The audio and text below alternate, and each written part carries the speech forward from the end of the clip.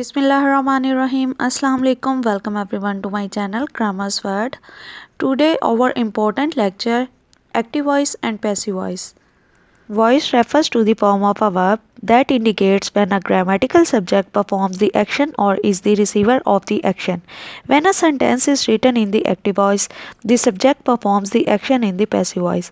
The subject receives the action. It is generally preferred to choose an active verb and pair it with a subject that names the person or thing doing or performing the action. Active verbs are stronger and usually more emphatic than form of the verb be or verbs in the passive voice. Now I will discuss the difference between active and passive voice. In most English sentences with an action verb, the subject performs the action denoted by the verb. These examples show that the subject is doing the verb actions. Because the subject does or acts upon the verb in such sentences, the sentences are said to be in the active voice. Passive voice. The passive voice is used to place focus on the object rather than the subject. In other words, who does something is less important than what was done to something, focusing on the person or thing affected by an action. Generally speaking, the passive voice is used less frequently than the active voice. For example, the award winning chef prepares each meal with loving care. Now we will change into passive voice. Each meal is prepared with loving care by the award winning chef. In this example, the simple subject is chef and prepares is the verb. Take a sentence like I want ice cream now. It's clear and straightforward. You know immediately that the subject I wants an object ice cream. Now recast this sentence, flipping it so that the object is in the position of the subject. Ice cream is wanted by me now. It is not just longer, but it's also more detached, roundabout, and a little awkward too. Those two sentences are examples of the active voice and the passive voice. Certain kinds of writing are best suited for the active voice. Now I will discuss the what is active voice, what is passive voice, and what are their different functions. In the active voice, the subject is performing an action. The dog chases the ball. This is how the subject dog is performing the action chase on the target of the action ball. This is a simple direct example of the active voice. In the passive voice, the action's target ball is positioned first as the focus of the sentence. The sentence gets flipped and the subject is now being acted upon by the verb. In other words, the subject is passive voice. The ball is being chased by the dog. Active and passive are the two grammatical voices in the English. Neither is inherently better than the other, but each is suited to certain types of writing. There's a reason why news anchors sound detached from the stories they are reporting. They often speak using the passive voice. As we have learned, in the active voice, the sentence's subject performs the action. Here are two examples of sentences in the active voice. Shira likes bird watching. She loves Hamza. No matter what verb you use, structuring your sentence so the subject performs the verb is writing in the active voice. The active voice has a direct, clear tone. Use it when you want the reader to focus on the subject of your sentence and the action it is doing rather than on the action's target. In the passive voice, the action's target is the focus and the verb acts upon the subject. Or to put it in the passive voice, the subject is acted upon by the verb. Every sentence in the passive voice contains two verbs. First, a conjugated form of to be, and second, the main verb's past participle. Take a look at the previous examples now written in the passive voice. Bird watching is liked by Shira. Hamza is loved by her. Notice how the targets of the action, also the direct objects of the sentences, are now the focus. The sentences now contain a conjugated form of to be, is, and the main verbs past participle, liked and loved. Often sentences in the passive voice are longer than sentences in the active voice because they have to include additional words like prepositions. Take a look at this sentence in the passive voice. The active voice is a more effective way to communicate the idea's theme, but the passive voice is necessary.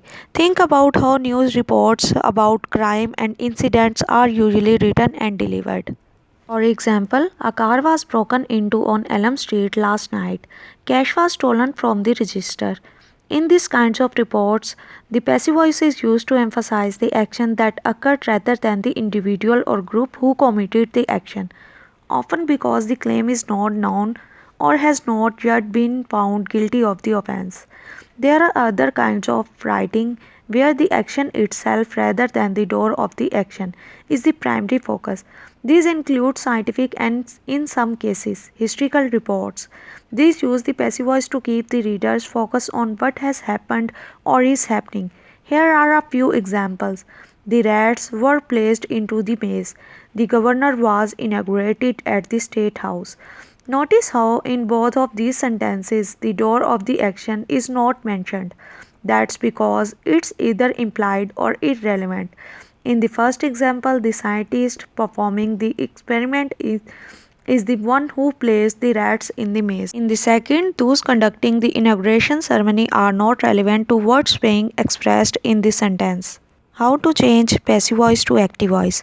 As you can see from the compound sentence above, you can write any kind of sentence in the active or passive voice as long as the sentence has a transitive verb.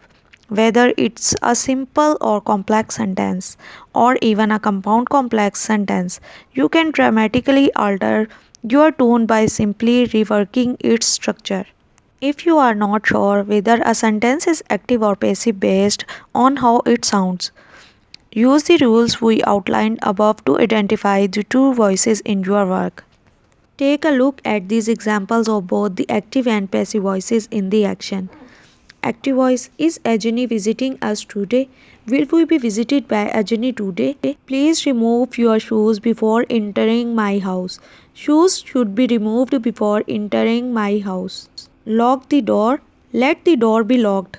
I poured the solution into the beaker and heated it to 100 Fahrenheit. The solution was poured into the beaker and heated to 100 Fahrenheit.